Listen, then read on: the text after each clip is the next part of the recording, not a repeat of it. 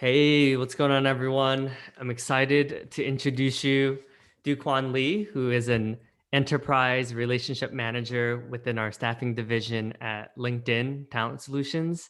I know that's a lot of acronyms for people who don't know like LinkedIn, but essentially he works with staffing agencies to as you know, a big portion of LinkedIn's strategy is working with recruitment and staffing agencies. And Duquan's the guy. He's been to President's Club. He's worked at Salesforce, and he has a pretty awesome background. And I think one of the things that really stuck out to me when meeting him and speaking with him is I feel like you're very measured, like you're thoughtful, like you're always like mindfulness, I would say is the word I'm looking for. I feel like you're always very like conscious of what the other person is thinking, and how you respond is always there's like you typically try to add some value, right? Like you don't say things for the sake of saying it. I think that's been my takeaway just from our brief interactions so far. Cool. Well, thanks for having me. I'm looking forward to this session. Yeah, yeah. I think one of my goals this year is a lot of the listeners happen to be Asian men who are in tech sales or some sort of sales or are looking into break into sales. And I thought you would be great to have on, just because I think like we're both very different, I would say, in our natural like abilities. Like you were mentioning earlier, I tend to be more of like the off the cuff, like just hop on the call, no like very minimal preparation. Whereas like I feel like you always like to get to know the client's business and look at the what's going on and just I would say much more like a researched and thoughtful approach. So I thought that would be cool to share, because I think it's good to have both, right? But I do think like you tend to be um, very like methodical and very like strategic with how you approach your business and life in general. Yeah. I think that's just who I was. I've always been somebody that was a thinker. By coming into the sales role for the very first time, no, let's say 10 years ago, that actually was a big um, first step for me to have to take is to actually start not being a thinker, but also being a doer. So I'll give you an example. When I first got into the sales world, I had no idea that this was going to be the career path that I'd be on. I was just literally out of school looking for a job, and I had a friend that was working at a local telecom company, and um, she posted, I think, on Facebook. It's like, "Hey, I'm like, we're looking for somebody to be a marketing assistant." I saw that, and I was like, "That sounds kind of cool. That sounds corporate enough, marketing. I like the title." So I pinged her. I got in front of the VP of sales, who was the hiring manager for that role. Granted, it was a pretty small company at the time, probably like 50, 70-ish employees, so not large at all. Um, so at the interview, we started just speaking, and she said, "Hey, I think I can make you a great account executive one day." Hmm. Again, I'm like, account executive? Never heard what that title does. I don't know what that role is, but it's got the word executive in it. Sounds like a pretty cool. So I'm starting to get really hooked on this. But she's like, okay, well, let's just start you off with the marketing assistant role, and then over the next couple of months, we'll build you up towards that. It's like, okay, sure, done. So I started, and then one of the first things that I had to do was to help with like Salesforce cleanup, doing a lot of sort of the admin work, and cold calling was actually one of the job requirements. I've never cold called in my life before, and it was scary at the thought. Like I would dread it, and I think that's part of the reason why I research so much, because if Mm, I could put off having to make that first call, but I still needed to look productive to my manager or whatnot, so I'd be doing all this research. mhm. And then eventually she said, "Hey, what?" She pulled me aside. "Continuous improvement over delayed perfection. I know you're just trying to get all of the dots like all lined up, but you're gonna have to get at it. And then that's how you're gonna get better. You can't just keep waiting for perfection to happen." Mm. So in my head, I was like, "Oh crap, I got called out." She knew exactly what I was doing. So then I had to pick up the call, make that first ever cold call. Hmm. Didn't feel great. And that's the start to my sales career. So, and I think as I progressed through my career, even to now, I'm always trying to work on things that my skill set is the furthest away from a comfort level. So for example, throwing myself off in the deep end without any sort of preparation. Like before that was unthinkable that I would do something like that. These days I actually do it just for the kick of it. Because no, I know in myself, I know that even if I do that, I've still got the prep in my head. Even if it's not like laid out, documented somewhere, I've got that process in my head. So even though, to other people, they think I'm jumping off from the deep end, I'm actually not. I'm actually like fully equipped with my life vest, my little like air tubies on my shoulders. I'm just like, um, but yeah, so it's obviously it's a thing that I'm working on, probably a little bit of the opposite from you, where I'm trying to be a little bit more spontaneous, I guess, if you call it. Mm, But thanks to all of the experiences that I've had, one of which the biggest was working at Salesforce as part of their BD program, where I think the expectation activity level at that time was anywhere between like 30 to 75 prospecting activities, like phone activities. Back then, it wasn't so big on, like the thoughtful strategic emails that we try to, do now. Back then, it was a lot more volume based. Here's your book of business, build some pipeline. And then, we would have things like the Century Club where you have to make like 100 calls a day. So just that sort of regimen, it really got me out of my comfort zone mm, to where now, like, if I had to pick up a phone, call somebody, it's like, well, if it's obvious, then why not? Right. So there's none of that. So definitely the mm. experience helps. Yeah, I love what you said about like working on the skills that you're not really super great at. I think like just challenging yourself and putting yourself out there.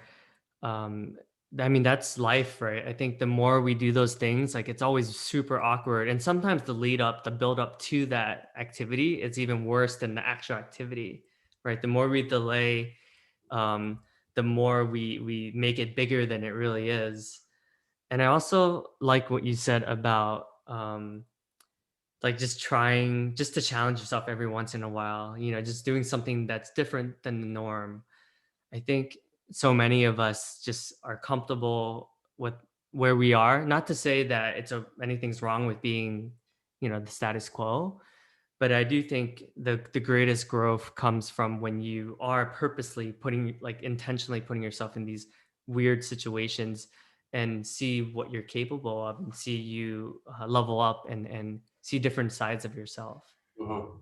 Yeah, it's like that diagram that, I'm sure it's quite commonplace, where it's like comfort zone and your success happens Mhm. outside the comfort zone. It's kind of like that mindset. If you're always just kind of playing within your own sandbox, there's no room to expand. Mm. I like I like to think of our profession that we have analogous to an athlete. Um, we'll use golf as an example. I'm a big golfer. I used to play golf growing up. In golf, there's so many different components. There's the driving, there's the long iron, there's a short iron, there's the short game, putting, the mental aspect.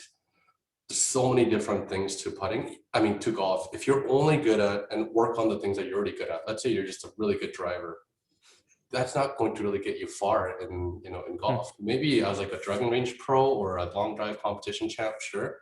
But as Mhm. a all well-rounded golf professional whose expectation is to win tournaments, you're not going to come anywhere Mhm. close to it. Yeah, you might show flash of brilliance every once in a while because you impress the crowd by like hitting massive bombs, but it's not going to help you win. And I think of our profession as that.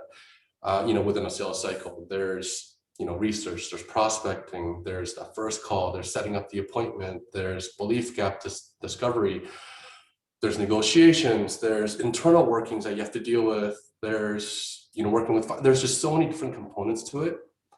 If you're only always just working on one thing, then it's hard to work on all the other stuff. And that's where setting off the foundations right by, for example, going into a specialist role. So I know that in a sales career path, you can either go straight into an AE role, especially if it's for a smaller company, or for a larger company, they may have like a sales development org or business development org where you're a specialist. To be honest, I'm a big fan of that because you get to really hone in on that craft so that when you start focusing on the other ends or other parts of the cycle, that part is so foundational to you that you don't really have to think twice about it. Mhm. And the times that when you start struggling in your role because of whatever reasons, you have to bring it back down to the core. Usually, if a sales professional is not doing well, it's because Sure, they're losing deals on the bottom end, but if you've got all this pipeline coming in that you're Mm, filling in because you're so good at prospecting and you do that on a regular basis, you can afford to take a couple of L's on the mm, back end because you've got new ones coming in, right? So, and by that point, because you're so wired to making sure that you've got to focus on the prospecting and the pipeline creation, it doesn't make that, you're able to keep yourself flowing. And without that, that experience of that or discipline, it becomes a hard place. So yeah, always kind of bring it back to the core, being foundational in what you do, and being well-rounded. I think those are really important skill sets. I love that analogy with golfing, because even just thinking back to my game, as a salesperson, there are aspects that I'm really good at. I would say prospecting, I'm probably like one of the best, right? I'm like that, like you said, like the driver.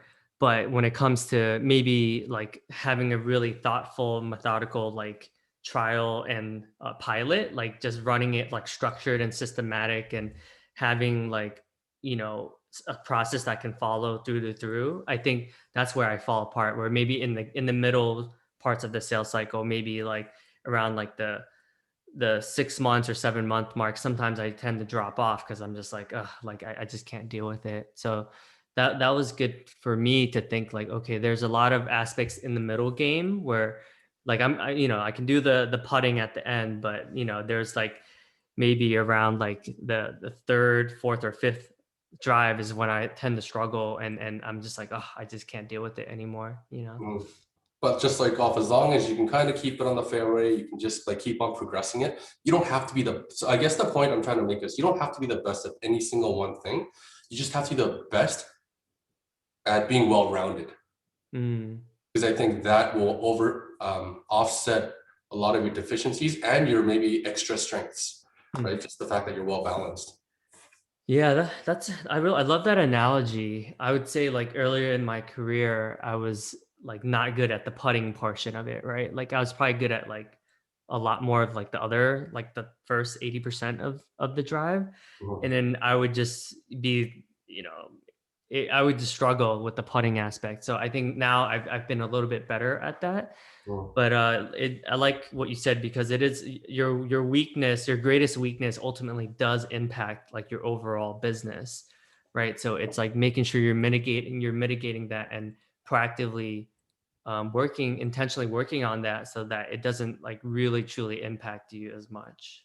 Yeah, but it's usually the people that are very well-rounded like that, that doesn't have any like striking extra super strengths. Those are the ones that actually fly under the radar because there's really nothing all that crazy to highlight about them. Because you're like, Mm, oh, let's think about this person as a sales rep. What are they good at? It's like, I don't know. What are they good at? I mean, they're always crushing numbers, but you think back, it's like, what are they really good at? I don't know.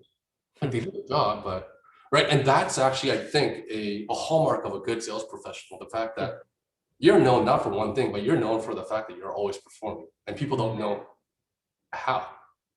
But that's because everything is pulling itself together. Yeah, you're right. There is someone that comes to mind. I'm not going to mention any names, but he was always like the number two or three person at my previous company, right?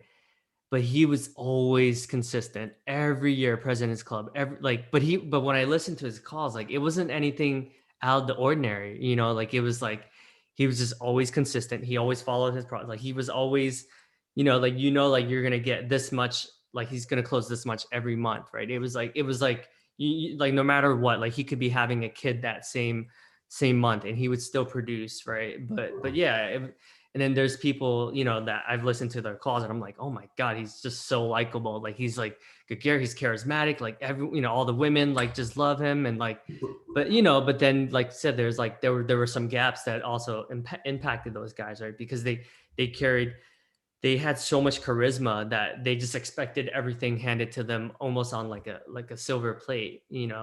So I've worked with some of those AEs, and they had some good months like here and there, some good quarters, but it wasn't like this guy that I'm thinking about that was just like automatic, like you know that he was gonna put up the numbers like every month.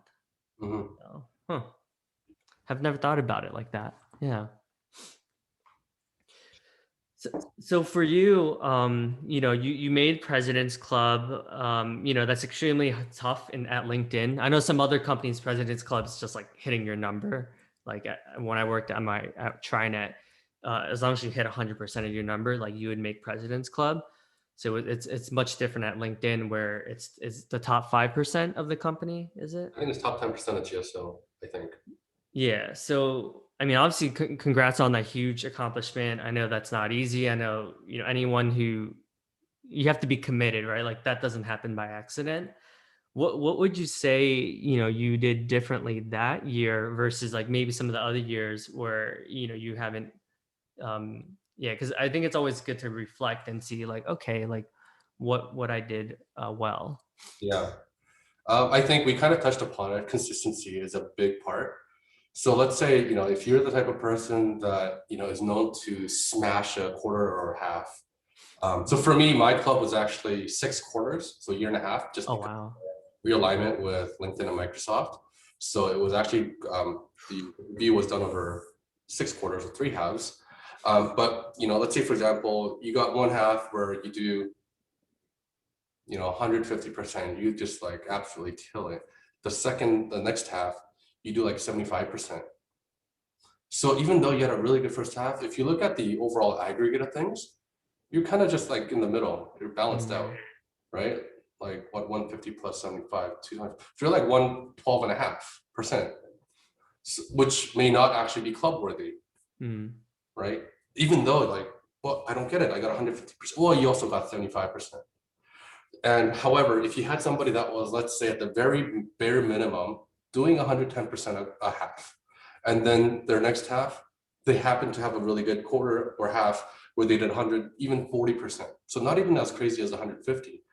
But mm, you take the aggregate of that, they're actually doing better off, even though they didn't have that one crazy half that just popped off. mm, So I think one of the key is, what is the worst that you're going to perform, but it's still acceptable from a club mindset.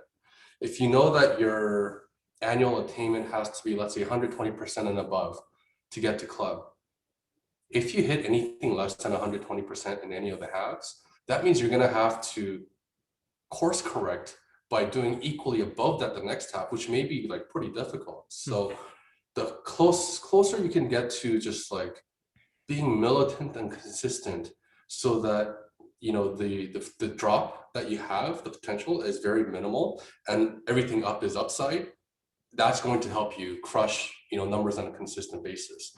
So what happened for me is, so this was my first club that I got to at LinkedIn. um, Hopefully not the last. mm. It was cool. So we went to the Namer group. We went to Bali for I think 5 days. They extended a little bit because like the whole super club thing. Yeah.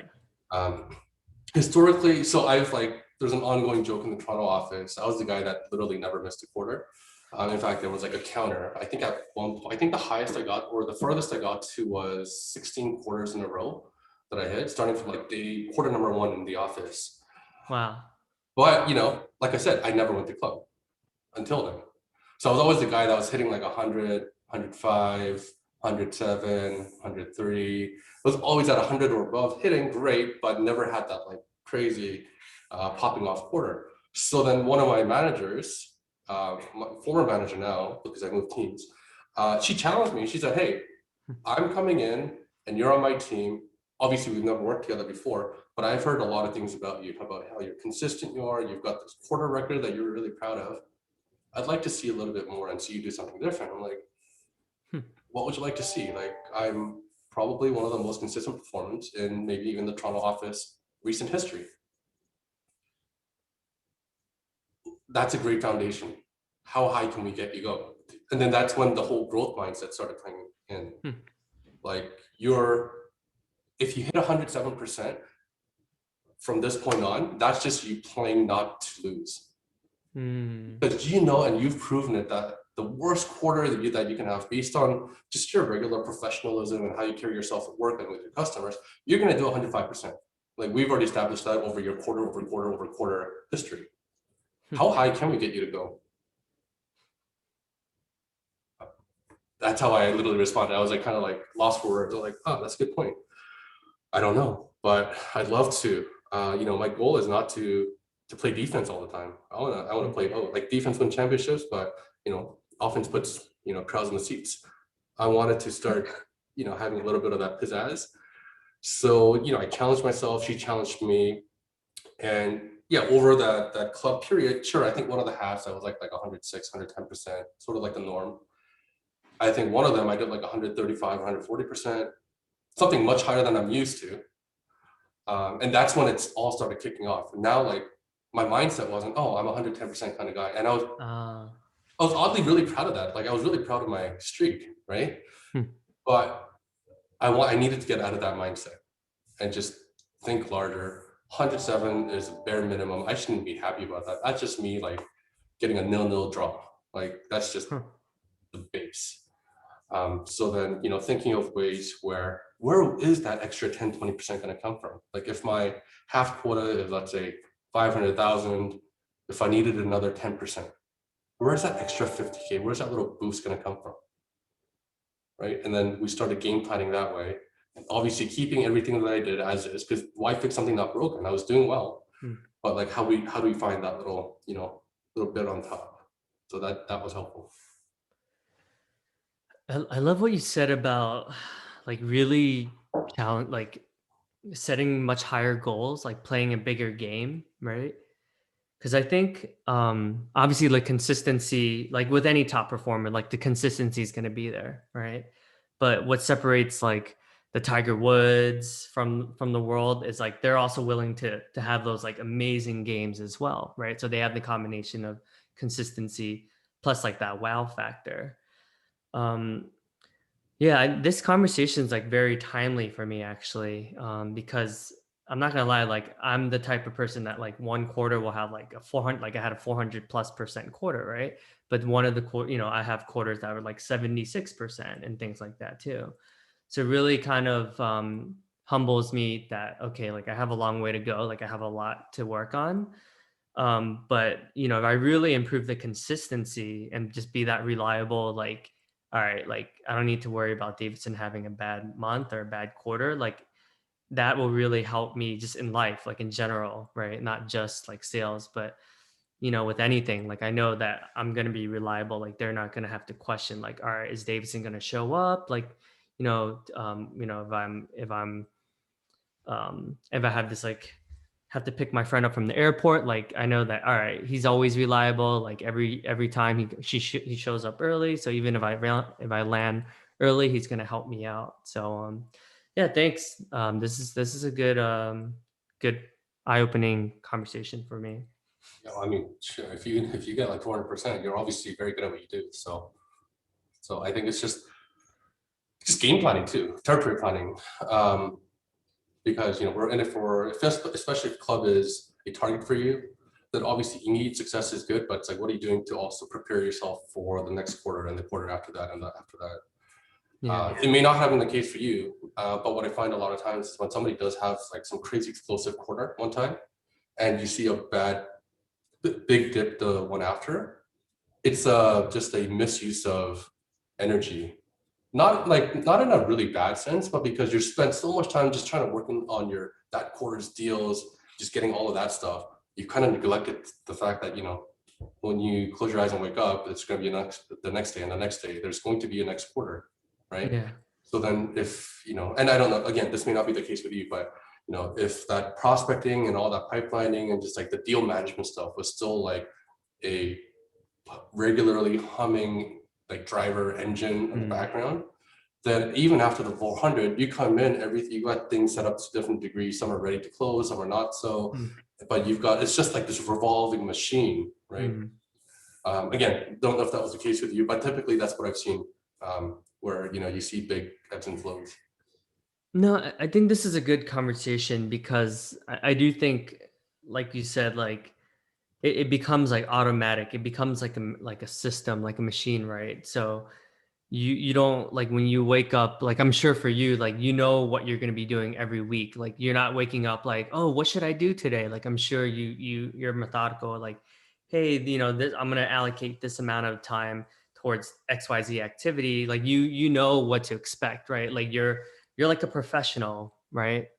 Whereas like maybe people that are a bit younger to, this is their first AE job, like they might be like, oh, I'm not really sure like what I should be doing. And then, and then it's easy to get pulled into different directions, whether it's like, product meetings or extracurricular activities and stuff like that. Yeah. Um, so yeah, no, that's a good takeaway because I do think like I'm always looking to improve and grow. Luckily, like I have been seeing more consistency, and but yeah, I do think there's still room for growth in terms of like really just focusing, and not being like pulled into so many different things because I do think you can get distracted and then one day wake up and be like, oh man, how did I have such a bad month. Yeah. Typically, when somebody has like a challenging quarter or a month, it's never because of that month. It's usually because of Mm. the work or the lack of work or the Hmm. lack of activity before that. So your Yeah. 400% quarter wasn't probably because you were like you woke up one day in that quarter feeling like $1 million. It's probably because you've been doing so much stuff for that quarter is how you Mm. got there, right? Like Yeah. I think in our jobs, you always have to think, a couple of months ahead at a time because the conversations that we have today may not necessarily, I mean, in an ideal world, sure, one call close, sure, great. But like how often does that really happen, especially as you go upstream into the enterprise segments? So Yeah. you're always just like thinking, what am I doing today that's going to help me for tomorrow, the next month, the month after that? If there's any tip that I can give, um, learn how to forecast. I think it's one of the most underrated, underdone, poorly done skills that sales professionals do. And I think it's one of the single most biggest potentially difference makers in any sales professional's trajectory. If you Mm. can learn how to forecast very well, you don't even have to, again, you don't have to be the single best person at anything. But if you can Mm. forecast well enough that you've got a great handle on, hey, let's say your manager, hey manager, I know what I'm going to bring in this month. This is what I'm forecasting next month. This is the month after that. Like you can look at my book of business. I've got all my projected close dates on all of them, as well as next steps. Hmm. Like it's like and then I can sort of figure out, okay, so what are we in February? Hey, you know what? I'm forecasting for April, not so great. Maybe I should start actually pumping out some BD activities again and try to like pump out more pipeline. Not for the sake of April, but just get more pipeline now because now I've got more things to at play that I can kind of be like, okay, that seems like an April kind of deal, or that seems like a May kind of deal. And that way I'm not always just like flying by the seat of my pants on the 29th day of every month or quarter going, holy crap, like I'm screwed for the next one. Right? Yeah. Got all that system figured out. Um, and I like to work in the middle point of any sort of performance period. So to give you an example, let's say if I was on a monthly quota, I try to aim to work on that month's or the next month number up until the halfway point of the next month. That was probably very convoluted in the way I explained it. So let's say I've got a monthly quota, Jan, Feb, March, Feb, April onwards. Right now we're in February. Ideally, I'd want to close off all of my February deals by Feb 15th and hit my number by Feb 15th. Hmm. That way, then onwards, if I end up closing anything else for February, and of course my intent is to obviously kill my number every single time at my month, sure, yeah, I'm going to keep bringing stuff for February, but now my focus is on March. And then between Feb 15th to March 15th, I'm just trying to get my March stuff done.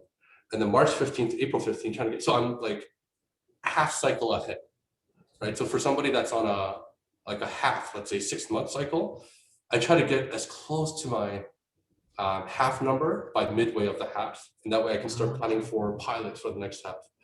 And of course, when you kind of talking like halves and stuff, it's harder, right? Because you may have some, especially on the account management RM side, you might have some backloaded halves. So that's not as, easily done, but that's the mindset though. So that's how I keep driving urgency for myself.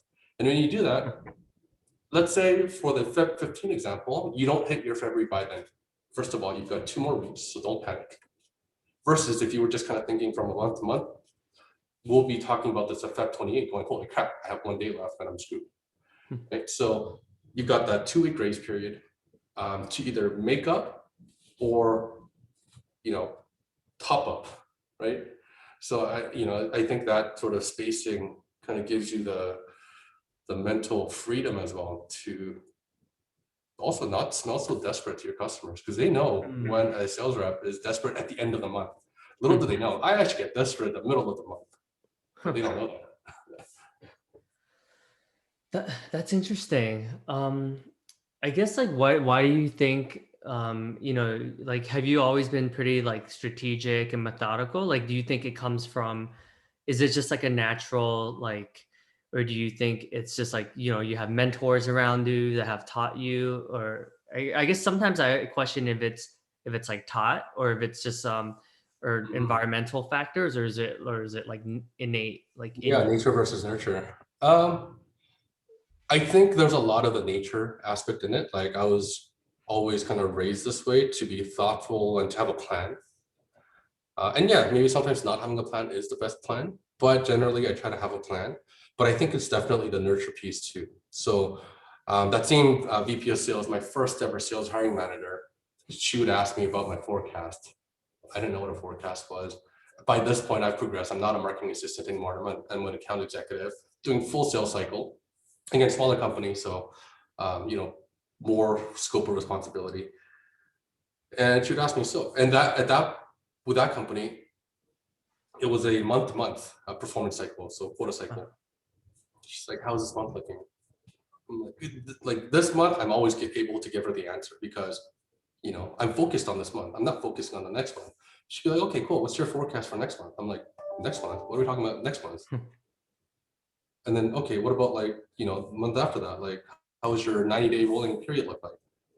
I'm like, I'm trying to focus on this month. Why are you asking me about 3 months? Like, and then over time it hit me. It's like, again, the work that we do this month is never for this month. It's so that we're setting up for future. Right. And of course, somebody coming into seat for the very first time, it's like the question is, okay, well, I haven't been in seat before. How do I get myself to that point? Well, it's, you're going to have to sprint a little bit at first to try to do like 3 months of work ahead of time so that you can build pipeline across, for the next quarter.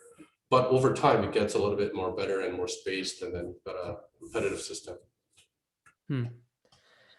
Yeah, it's so interesting. I feel like I'm so glad we're having this conversation because I feel like you're like reading my mind. Like everything that you've spoken about, I would say are like honestly like my inherent weaknesses, right?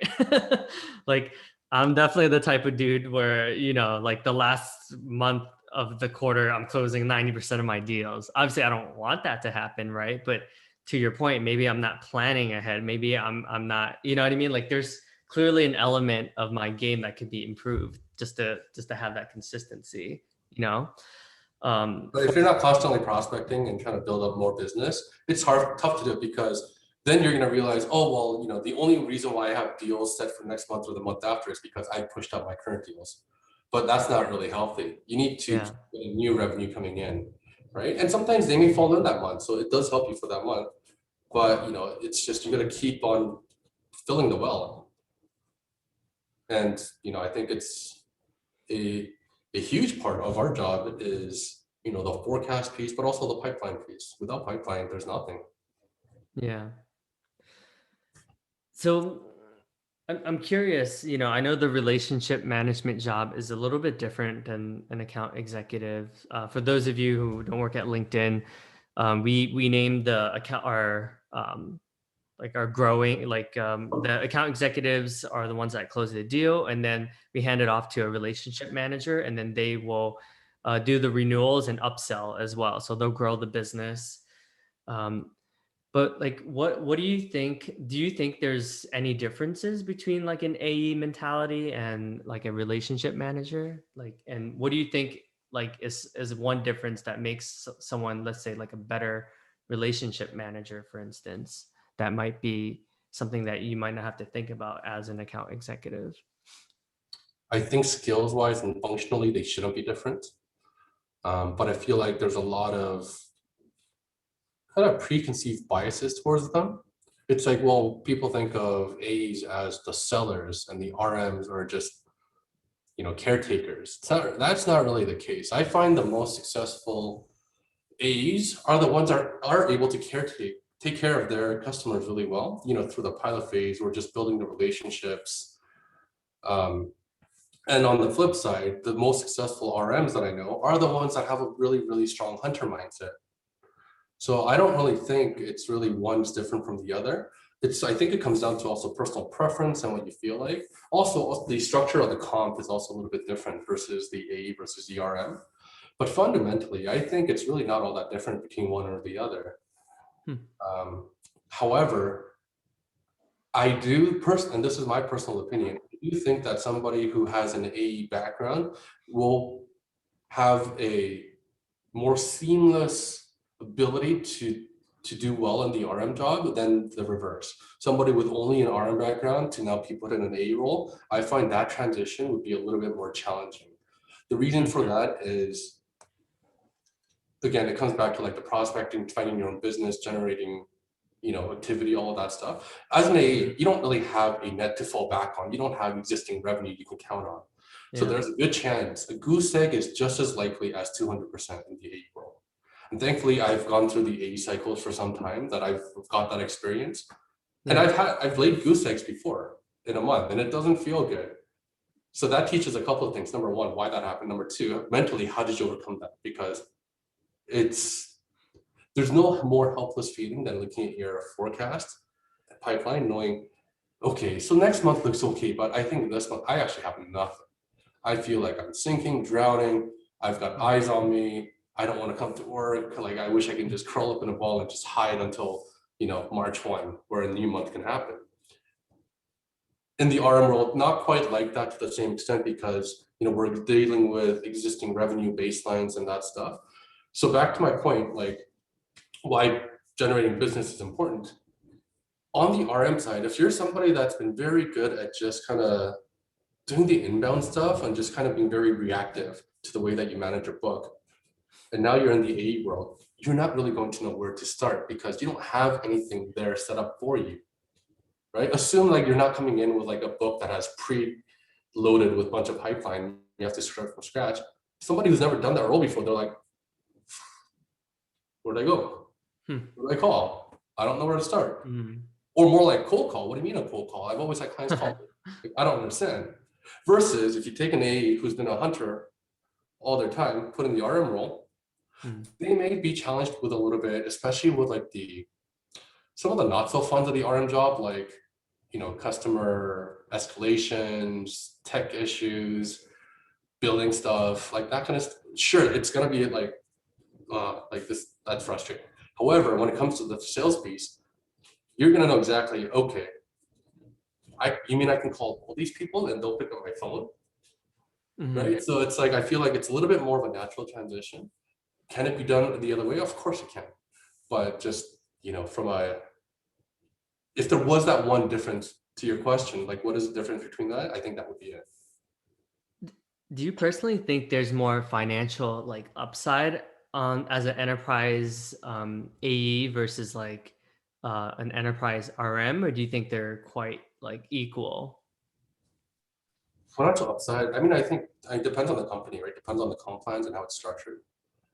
Um, but generally, I think AEs have a higher financial upside just because when you factor in the accelerators and the fact that you're starting from a point of zero with your customers, the fact that you can grow them so much, versus on the RM side, some accounts may already been like fully saturated and bought, and it's like you really have to draw blood from a stone just to get Mm. any net new revenue. Yeah. Right? So it's probably a little bit more steady, but I think on the upside, I think A's probably are structured to have some of that more upside.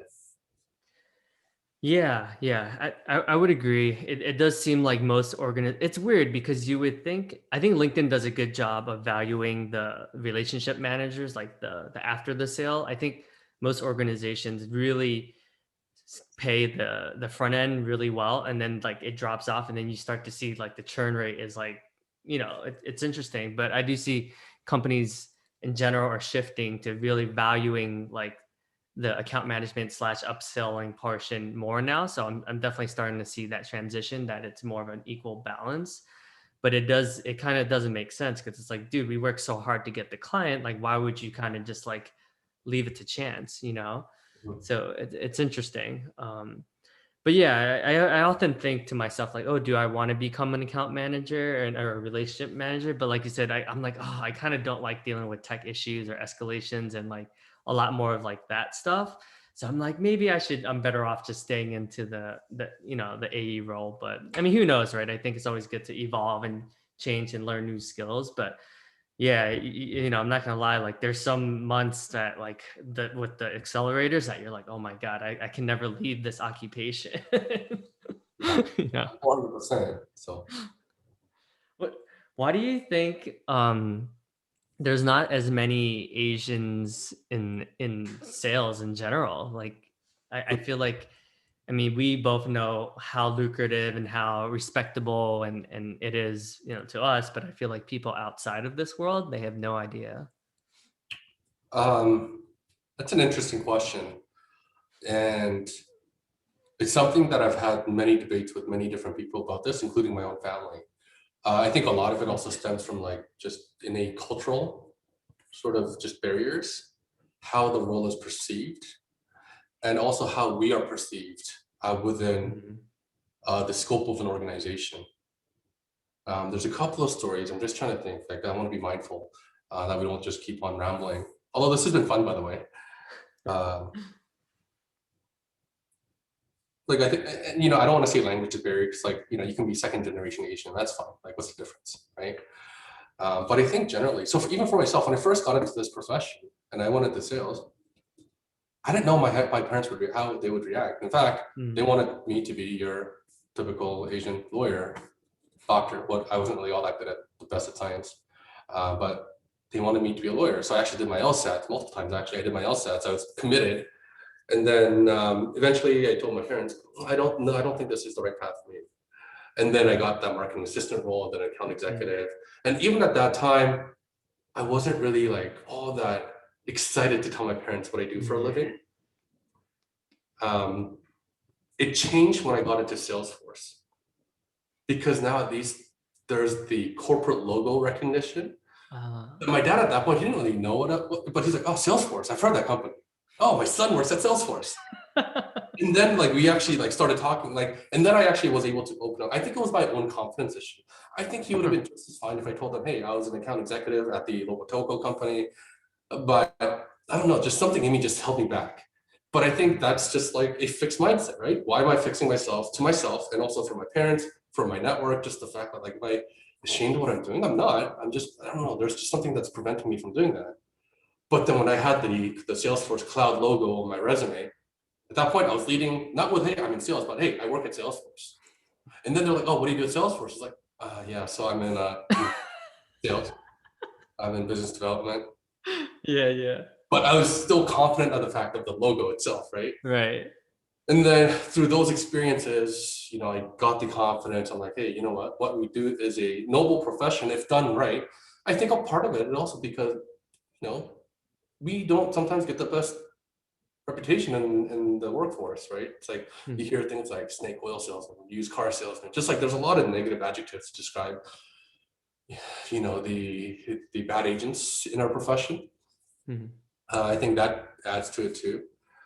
I think another thing, um, and this is a conversation that I've actually had with my sister about this one day. So this is like many years after my sales career had started to really like take off, or I'm like really a lot more into it. And I see my sister, maybe she's an older sister. I see her maybe once a year now at best because she's back home in Korea. And one day she came to visit me with that time her fiance. I don't think they were married yet. Anyways, so the two of them came to visit me. And one day my sister was like, Juan, like, why are you so cocky and arrogant? You're not the brother that I've always known. I'm like,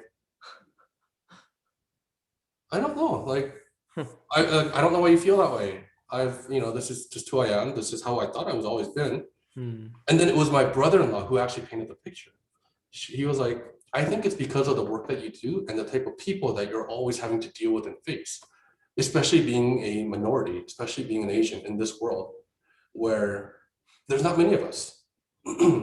And so just sort of by that traditional stereotypical Asian sort of like the collectivist, humility, that sort of mentality. Somebody that's just, if I was just being my, like what I would be known as like myself, I'd be at like, let's say 90% confidence versus everyone else, they're just at 100.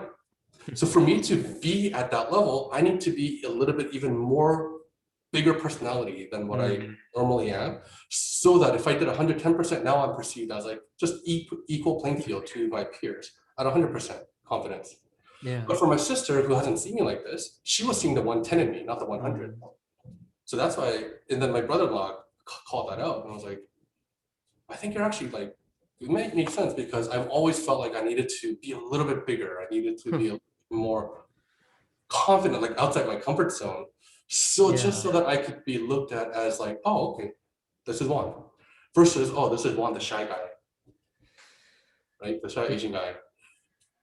And took my sister to realize it. And it helped that I think because we're so distant, we see each other only once a year. She didn't see, like, it was like black and white for her. Yeah. Um, and so, I mean, for what it's worth, maybe valid, it may not be. The fact that I think there is some elements to that that is valid. Hmm. Uh, it's not the nicest thing to acknowledge, but I think it's important that it is acknowledged, and we are able to truly become and be ourselves in a comfortable manner, so that we are, you know, recognized at a, evenly. And obviously LinkedIn does a fantastic job of that. Like inclusion is a big thing that we work on. So I haven't felt that ever here, but yeah, it was a crazy revelation that my sister and I went through thanks to my brother-in-law's introspection. Yeah, I mean, that's a pretty deep topic. We could probably have a whole nother episode just about this very topic. But I remember we were chatting, and there are some unconscious, there are some assumptions that others have. Like, for instance, when we had a celebration from winning a big deal, we went to this fancy wine place, and the owner of the wine place, just assumed that I was the IT guy, right? When they were just kind of joking, they're like, "Oh, like, what do you think Davison is?" And then I think he gave like options. They're like finance, IT, the sales rep, and then the guy was like so sure. He's like, "Oh yeah, he's definitely the IT guy," you know. So yeah, it's interesting. Like what you said definitely resonated with me, and I think it'll resonate with a lot of the audience since it seems like a lot of the listeners are Asian men who are in client-facing roles. Um, yeah, Um, I do think we kind of have to stand out even more because, whether it's just when you look at the C suite, when you look at the executives, they all look a certain way, right? And it's oftentimes not like us, right? Especially in, CRO roles or director of sales or even sales managers. yeah.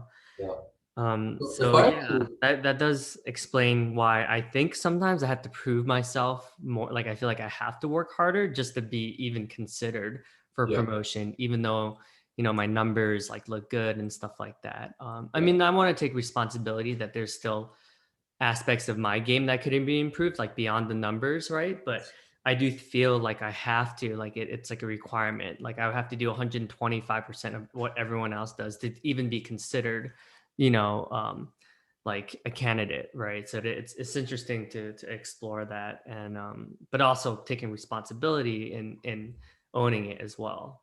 So yeah. If I had to refine that message, because in case of the messaging is like, hey, Asian men, be arrogant and cocky. That is not the message. The right, message is be professional at your work, be very good at what you do, but also be very confident at the fact that you've put in your best work and mm, make sure your confidence shows. Again, if you're just like speaking a big game, but you don't have the performance or any of that activity, work ethic, all of that to back it up, then again, it's just, that's not a good look. yeah, But you put in all of that time, put in all of that hard effort, be confident at the fact that we put in all that hard work and effort. And this yeah, doesn't even go for any, just specifically Asian individuals. I think it's for any professionals, right? yeah. Well, thank you so much, Juan. This has been a really insightful conversation. Like I've gotten a lot out of it myself, so I know that a lot of our listeners who tend to be SDRs or AEs or their first 5 to 10 years of their sales career. I think they'll enjoy it. I'll link to Juan's LinkedIn, so if anyone wants to reach out to provide feedback, we love feedback. We both would like to think that we both have a growth mindset. So if there's anything that you want to provide, or if you just want to make another connection, feel free to reach out. And yeah, thanks for being on the podcast. Looking forward to seeing you. Last question: do you think you'll get into a management role one day? That's the dream, Davidson. I've been working very hard on that. Yeah. Working a lot of skill sets, and excited to again just stretch my muscles into uncomfortable areas so that I'm able to now be in the place where I get to empower and really enrich the lives of the people that I would be managing and mentoring so that they can have a very fruitful, successful career as well. Yeah, I can see that. The reason why I'm asking is like it seems very natural for you to be like a thoughtful manager who will cater your approach depending on the person. Like it just seems I could totally see it. So that's why I asked, because it seems like a very natural transition for you. Yeah, yeah. But Thanks. but like you said, like it's something that you've been working on and cultivating for a while, right? So it wasn't like an overnight thing for No, sure. that journey again, whole new conversation, but that mindset shift is also a pretty interesting journey of its own as well. Cool. Well, maybe we'll have you on for part two. Thank you so much for your contributions and your thoughtfulness. You kind of remind me of Jimmy Chin. I don't know. Have you heard of him? No, I don't know what that is. He's like this. He's like a famous photographer, Mountain guy? videographer for like does mountain climbing and has scaled like the highest peaks and stuff like that. Okay. So he's very like thoughtful in everything he produces is just like high quality content, like world award winning content. But yeah, very successful dude. I think you'll like his content. I'll Oh, I probably appreciate link it. you Yeah. to him afterwards. Yeah, I'll check it out. Because I just listened to a podcast where the guy that interviewed him, he's like a sports psychologist, so he works with like Olympians and like the Seattle Seahawks, but he just interviewed Jimmy, and I felt like this was a very similar conversation then. Oh, cool. Okay. Nice. Check it out. Well, thanks for having me on the podcast, Davidson. Cool. Take care, and I hope you enjoy your weekend. Yeah, you as well. Thanks. Thanks.